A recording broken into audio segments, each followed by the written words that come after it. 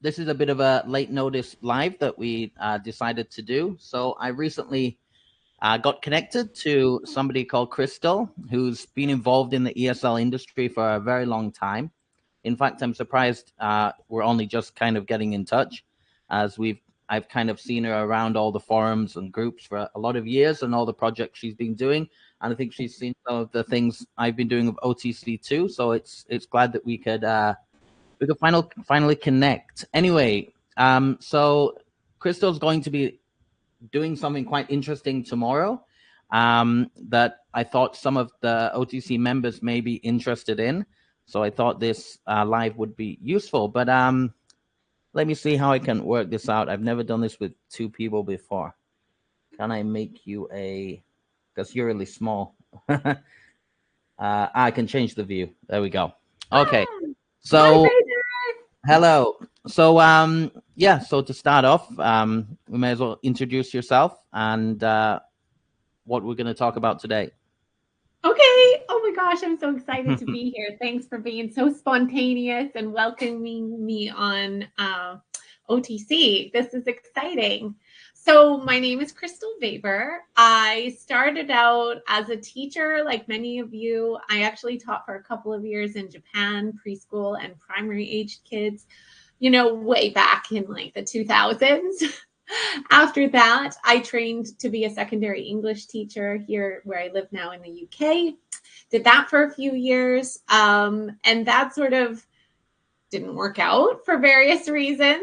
I stopped to have a family. And then when I was ready to come back into it, I decided to contract as an ESL teacher online. That was very up and coming.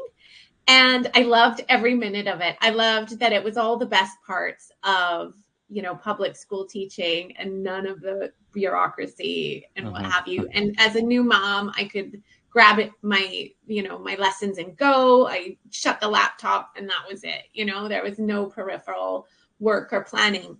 And then COVID hit.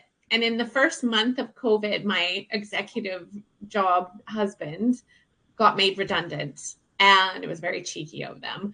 And we very quickly had to shift and shuffle to make ends meet. So for me, that meant scaling up my tutoring, my online ESL teaching. Luckily, I'd been in it enough years and had, got enough reviews on those platforms that it scaled up very quickly. But as a lot of you can relate, I'm sure it's really not very sustainable to be teaching 12 or 14 back-to-back lessons 5 or 6 days a week.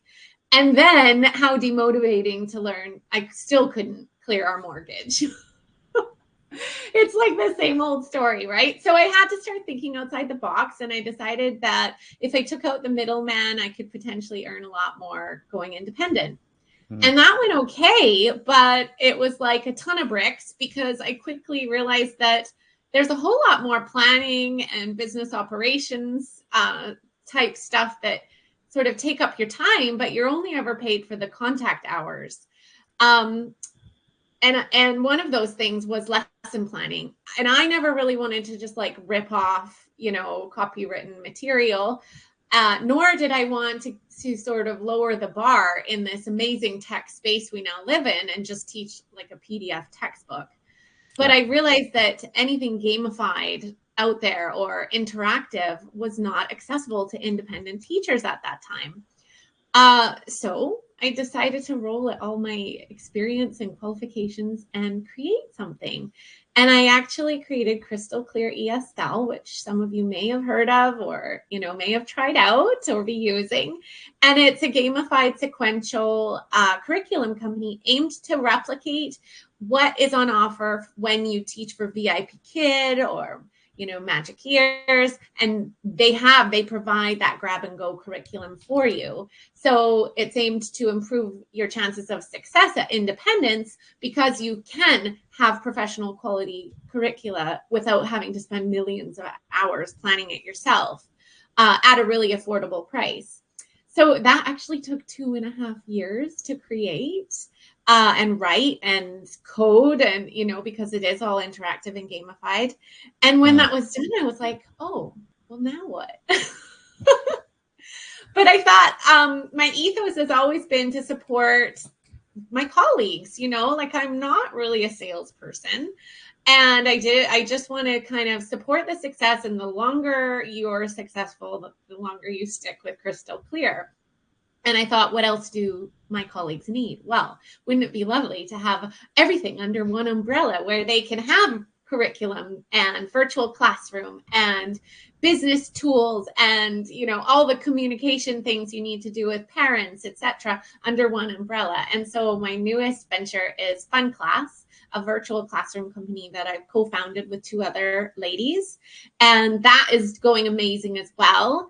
And beyond that is like, okay, what training opportunities can we provide?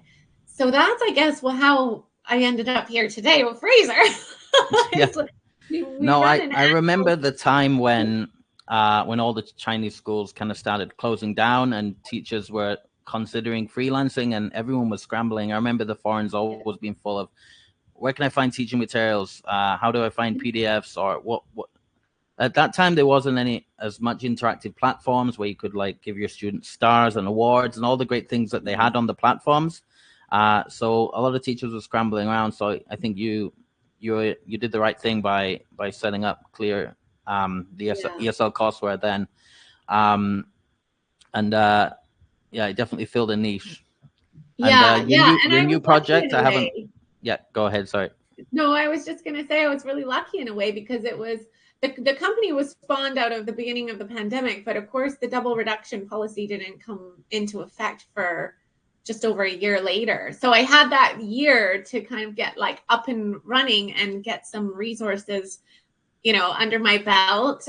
So I was there, right from the start of that when people started scrambling. And that's kind of where Crystal Clear really took off. Because you're right, Fraser, like people were scrambling and they were looking for something to replicate what they knew. So right place, right time. Yep. Yeah. Cool. So so I know you have another project which is quite interesting that you just introduced, FunClass, which is I've gone over and had a look at the website, and it does look really great. It's kind of like the full package, everything kind of an online teacher would need, especially with even the teaching platform itself as well, and all the communication. So it seems like a great project, and I'm sure a lot of teachers will benefit from it. But as I don't want to keep you too long today, the main thing we were going to discuss is something that's going to happen tomorrow. Is that right?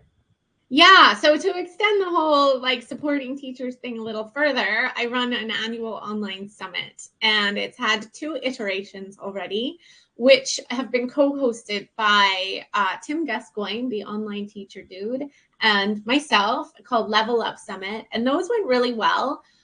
This year, Tim had a lot on his plate, so he stepped back from co-host, but he is still a speaker and a friend. And I decided to go it alone. And the idea is to basically bolster your skills in both, pedagogy and teaching skills, as well as business skills, to improve the chances of your success of kind of going it alone. Or if you're already there, the ability to really scale your success into your biggest goal ever. And it's like a 1-day event. It's all hosted online. We've got 12 speakers, if we include the presentations by our sponsors. And they're all sort of industry professionals, experts, people in the know. It's going to be such a jam-packed day, and it's totally free to attend live. So you can just register for your seat and rock up and, join us. Yeah, no, so it does. I think I saw it last year was the first time I noticed it. I didn't join it because I think I was busy doing something at that point. I think I was at an English camp or something. But it's nice to see that you've created kind of this annual community of kind of teachers getting together, those who are interested in freelancing and moving forward. If teachers want to join and come and sign up to this, I put a link in the chat that you sent me, but it links to your login page. Is that what should happen? Oh, maybe not. Maybe if you can delete that link. Sorry, I Okay. saw the message for the link like 1 minute before we were set to jump on. Yeah. So I'll revise that, and I'm sure you can re-add it. Okay. And yeah, so they just need to click and register, and then we'll be sending out the Zoom link to join tomorrow, a little bit later tonight. Yeah. And what kind of online teacher or what kind of person would benefit from attending this conference, do you think? Great question. So we have all sorts of, gems of information planned for Summit, and it really does suit people at any stage of the game. So I've got Tim and I've got Michael Gibbon talking about, finding and nurturing and converting students in different ways. I've got Abigail Fulbrook from weareenglishteachers.com and Kate Bogar from English Anywhere, talking about visibility and marketing in different ways. So how to build a brand, how to extend your reach. Joe Gakonka is talking a bit about passive income or leveraging YouTube. So she's all about video creation, which is really cool. I've got Charlie from Charlie's Lessons coming to present his favorite teaching tech tools of 2025 so far. So some great recommendations for upcoming ed tech. And Steffi from the Bowie Strategy, who you usually link James Liu to. She's his business partner. She's coming to talk about what you might be doing already that sabotages your business, and how to stop doing that. And then I don't know about you, Fraser, but I find success stories really inspiring. So for people who have already established their independent teaching businesses, I've got 3 speakers lined up that are going to show you what it takes to scale, to grow into something even bigger. So I've got Toby and Emma from Core Ambition Tutors. They have leveraged an exam prep niche to create a large-scale tutoring agency. So they contract dozens of tutors under their umbrella. I also have a lady called Carmina Catena coming from Hype Kids. She runs a online ESL school based in France, and has hundreds of kids on roll. And her niche is personalization. So they'll take a PDF lesson or like a Crystal Clear lesson and apply some really easy tricks to personalize it that keep the students coming back and are even applicable for neurodivergent students, which we know is kind of a buzzword at the moment. And I have Sharon Colley. Now, Sharon, you may have run into, she admins a massive 180,000 strong Facebook group of teachers trying to leave teaching. It's kind of depressing. So it's called Leave Teaching and Thrive. She also runs a podcast called the Pit Pony Podcast. And she scaled up her independent teaching to form one of the biggest tuition franchises in the UK called Connexus Tuition. So all 3 of those sort of case studies are going to show us their secret sauce to success in scaling up.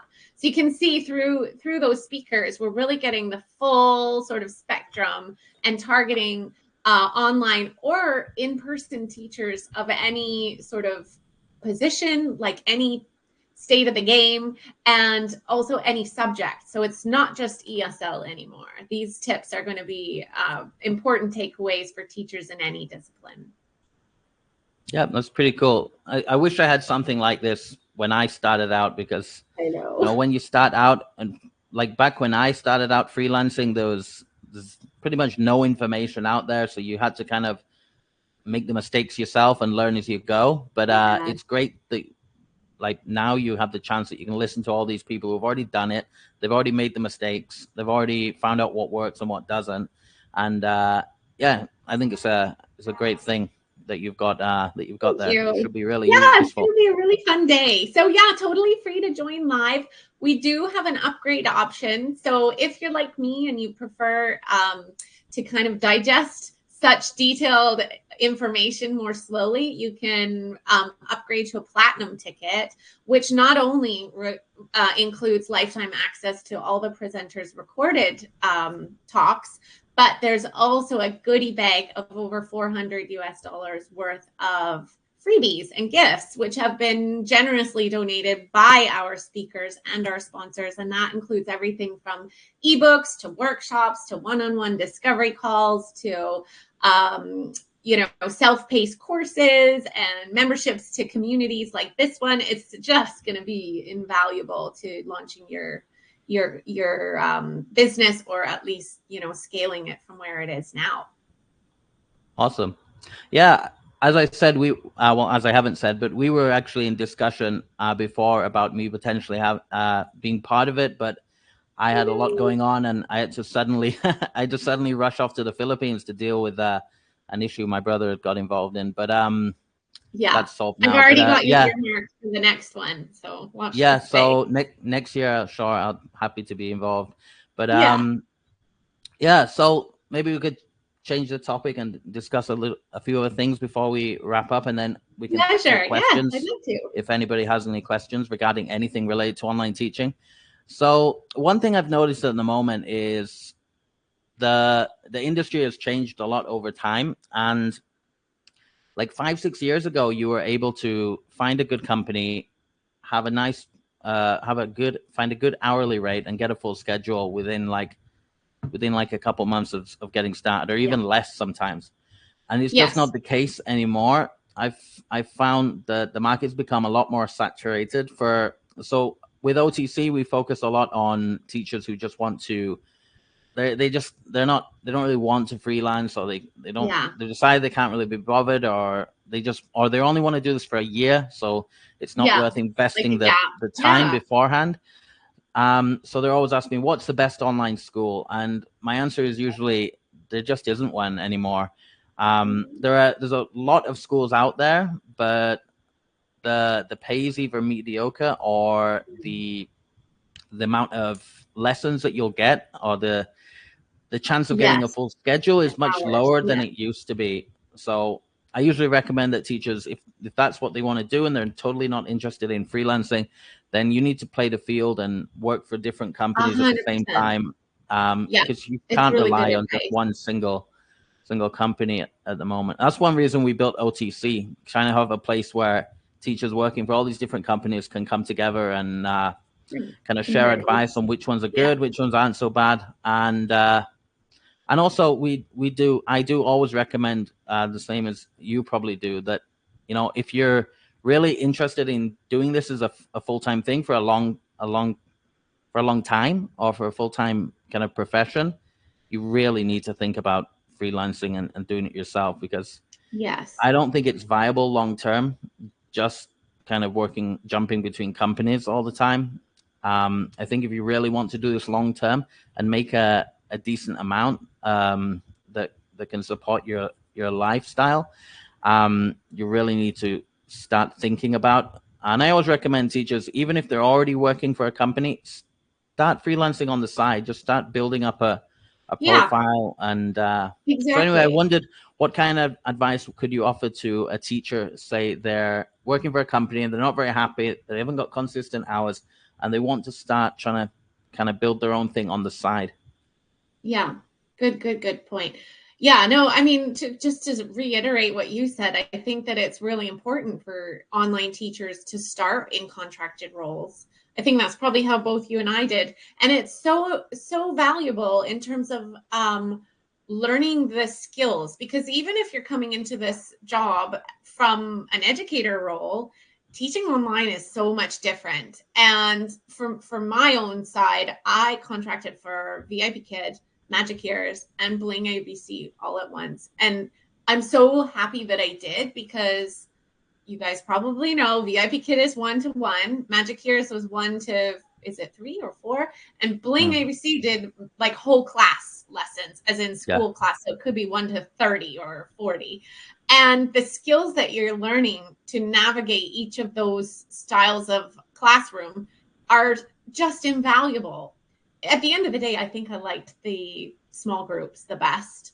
And I probably Yes. learned most about class management from those groups. I was also at Bling for a while, and those large classes were pretty hectic to handle. Yeah. Yeah. You have to be just like a master of the mute button. Yeah, yeah, it's constant But unmute, unmute, mute, unmute, yeah, mute, unmute. It's exactly. But yeah, in I terms of transitioning from those sectors into independent, you are right. Do it slowly. Take it little by little.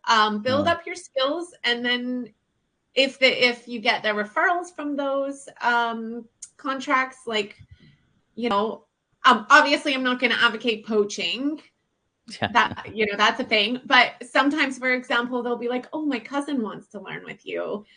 Will you do it off this platform?" And their cousin has no contract with the platform.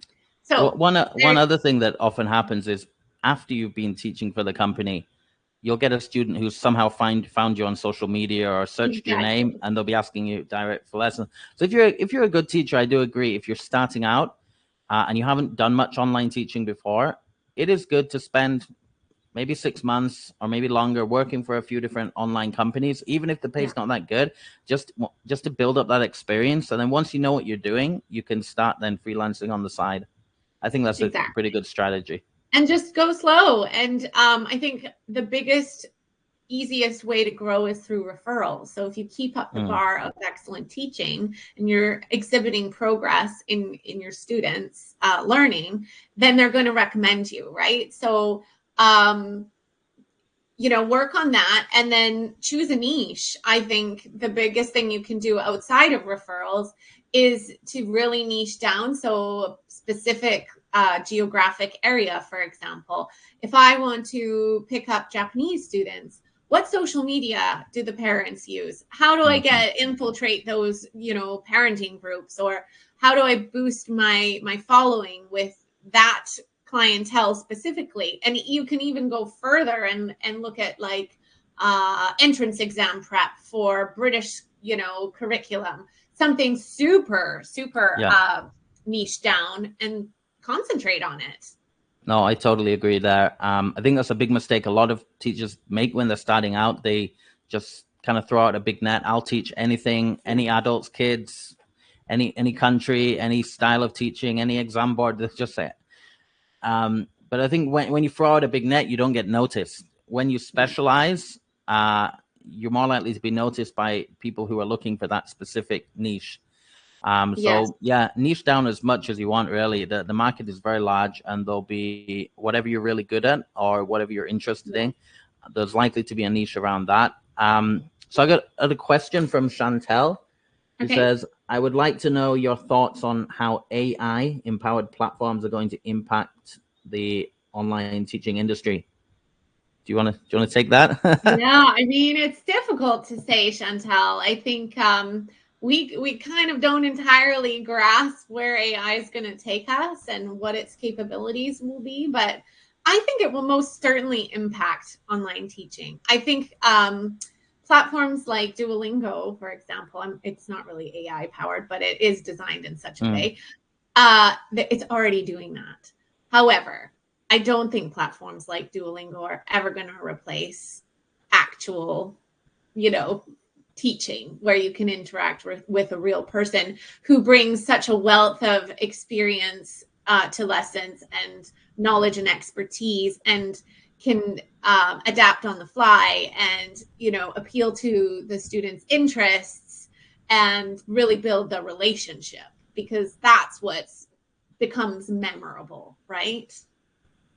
hmm Yeah, So I think even if you think worst case scenario, 10, 15 years from now, AI is so good that you can't tell the difference. When imagine we're having a video call now and you're an AI, and I just wouldn't know the difference. I think it will eventually get there, but I think yeah, it's not coming next year. So you've got time. And if it gets to the stage where AI is that good, you've probably got more to worry about than your teaching job, because the world's going to be in a totally different place. um, but yeah, the way AI is at the moment, and even if it gets progressively better, there are always going to be parents who and students who just want that human connection. yeah, and AI cannot provide that yet, and it won't be able to, I don't think, for a long time. So Yeah, I it's wouldn't true. worry And about it too much. it's interesting you said about the connection, because the other thing that parents also want, which links back to what you were saying earlier about niching down, is upskilling. Parents are often looking for accolades. So if you have qualifications under your belt, or some sort of training or expertise that you can flout, then do it, because AI is never going to have that. It's never going to come with its special training or Harvard degree or multiple doctorates. You know what I mean? So do always prioritize upskilling as well. Yeah, no, I agree with that. Then a lot of teachers, I think I've seen few saying, "Oh, I'm not even going to try and get involved because AI is going to take everyone's jobs." I just think that's just a bad attitude to have. It's a bit defeatist, like, isn't it? Nobody knows what's going to happen and how fast AI is going to advance, but at the same time, like there's still several years or possibly even decades where online English teachers are going to be making a living working online. So yeah, this is true. Yeah. All right. I know I said 15 minutes and it's 25 now. So my fault. I'm is a there anything you chatterbox. want to Sorry. share before we wrap up? No, just I guess to reiterate, to join us at Expert Educator Summit tomorrow. I cannot believe it's tomorrow. It's here. It's going to be amazing. It's going to be such a jam-packed day of, upskilling, as I said, and community and giveaways, and just, I hope that people leave inspired, and feeling not like AI is going to take over the industry, but rather that they are going to take over the industry. So yeah, come along. Awesome. All right. So to wrap up, if you're interested in the summit, I will get the link and share it after. I'll also post this video on the Facebook groups as well, along with the link, so you'll be able to click on it there. I just got one last question from Reese. What other trainings can you recommend for upskilling? Ooh, good one. I think the best training is just practicing teaching, just doing lots of classes. As an online teacher, it depends if you're specializing, and say if you're teaching IELTS or something, getting IELTS teacher qualifications would be a good thing. But in general, parents often look for, do you have a teaching certificate and do you have a degree? And other students may not mind, parents may not mind so much. They may just want to observe you in a class and say, this teacher's good, that's fine. So I think it's hard to answer that because it depends on the person and their niche that they're in. I think you're right. Experience speaks far louder than qualifications. I think at a minimum now these days, the industry has shifted so much that I would always recommend a bachelor's degree if you expect to get paid, a living wage. And then there's tons of sort of coaching programs, or I'm sure you've got some courses within OTC, those sorts of things. And then I guess if you're looking very large scale, the gold standards would be things like Delta and CELTA or Trinity, TESOL, those sorts of things. But it's what you have time for as well. And I think you're right. Like, you should really start with knowing your niche, know the skill set, and have the expertise within that niche to pave your way in it. Yeah, cool. So we do have some courses on OTC. They're more focused on getting yourself into the industry and getting hired, but there is some courses on practical tips for teaching online, but they're more, at the moment, the courses are more based at people just getting started, not already skilled teachers who want to take it to the next level. But check out platforms like Udemy. There's so many classes on Udemy now, and they're usually all like $10 to $20 a course. And there's so many, like whatever niche you are, or whatever specific type of teaching, or if you're looking for classroom management or some specific part of teaching, you'll probably be able to find a good course over on Udemy as well. But experience is always best. Right. All right. We'll wrap that up today. Thank you very much, Crystal, for joining. And I hope I'm able to send over a few people to the summit, and Perfect. I'll probably join and have a watch as well tomorrow. So Yay. welcome. Brilliant. All right. It'll be great to see everybody, and please reach out if you have got questions or I can support. And I'm looking forward to working with you again soon, Fraser. Yeah, sure. We'll discuss. I'm sure there's something we can collaborate on. All right. Yeah. Thank you again, and Thanks so thanks much. everybody for joining. Take care. Take Bye. care. Bye.